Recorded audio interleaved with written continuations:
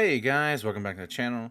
We've been talking about cryptocurrency this, stablecoin that, a bunch of stuff in between, right? Some good information.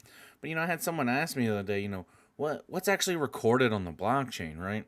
Well, let's talk about that. We're going to talk about the Bitcoin blockchain specifically, right?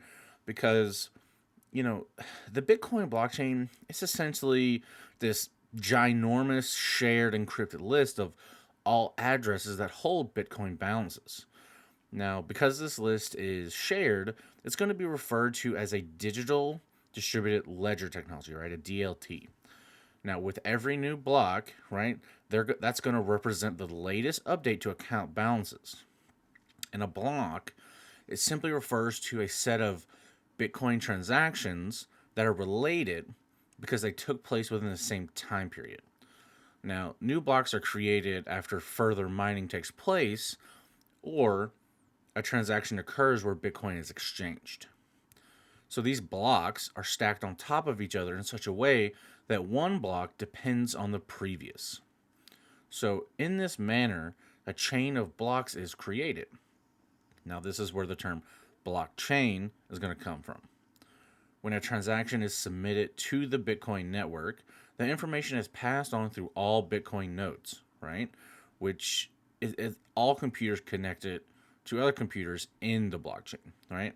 And this happens at the same time through the blockchain. Okay, well, then what's the function of a blockchain? Okay, well, in this way, it kind of functions like think public ledger, right? Accounting for economic transactions and providing a way to verify that all Bitcoin users have been equipped with the same information. Now, everyone can download a copy of the blockchain and use it to trace the path of Bitcoins from one Bitcoin transaction to another. As a side note, that although there is a record of every Bitcoin transaction ever made, they are linked to a specific Bitcoin address rather than a personally identifying name or email. So that's why Bitcoin is considered pseudo-anonymous, right?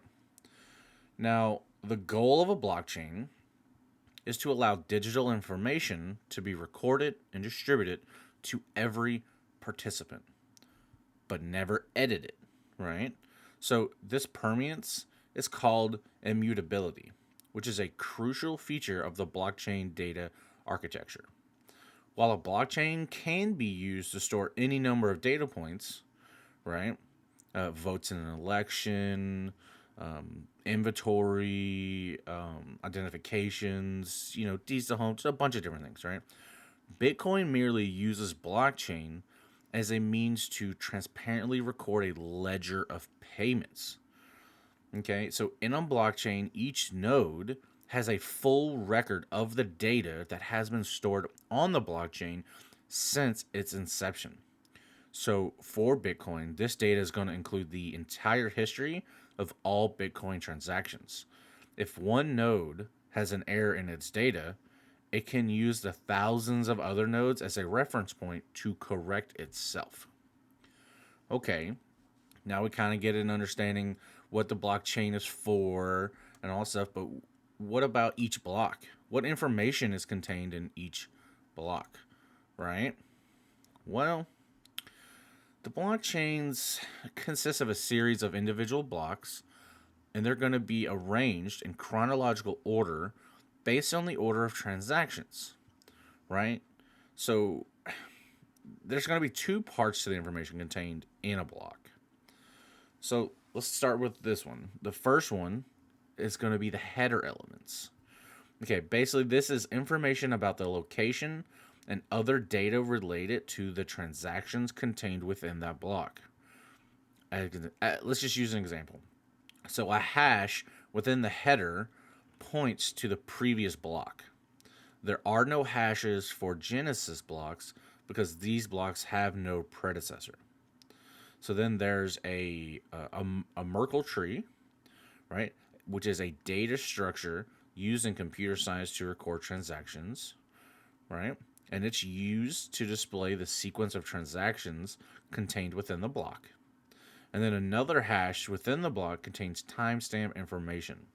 The nonce and the difficulty level. Now, let's do a brief explanation of these, right? So, we'll start with timestamp information, right? This just displays the time and date of the block's creation, right? And then there's nonce, which is the number that is required to be solved by the miners.